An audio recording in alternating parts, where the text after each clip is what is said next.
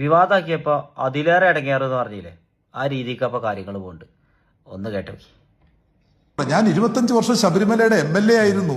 അവിടെ വരുന്ന ആളുകളുടെ വികാരപരമായി അവരുടെ ഭക്തി നേരിട്ട് കണ്ട് അനേക സന്ദർഭങ്ങളിൽ ഞാൻ പത്രലേഖകനായിരുന്നപ്പോൾ 10 വർഷത്തോളം ഞാൻ ശബരിമല റിപ്പോർട്ട് ചെയ്ത ആളാണ്.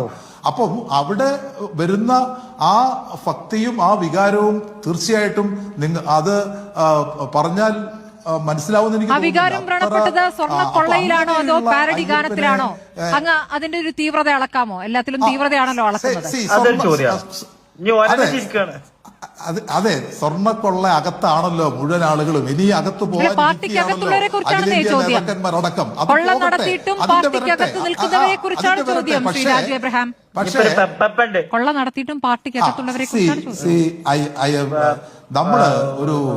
നമ്മള് സ്മൃതി അങ്ങനെ പറയരുത്. കാരണം ഇന്നും മെഴുകാണ്.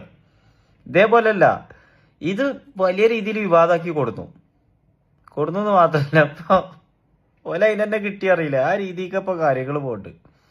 വലിയ രീതിയിൽ വിവാദം മറ്റേത് ഇറങ്ങാണ്ട് വന്നേനും. അപ്പൊ ഇങ്ങനെ ഏറെക്കുറെ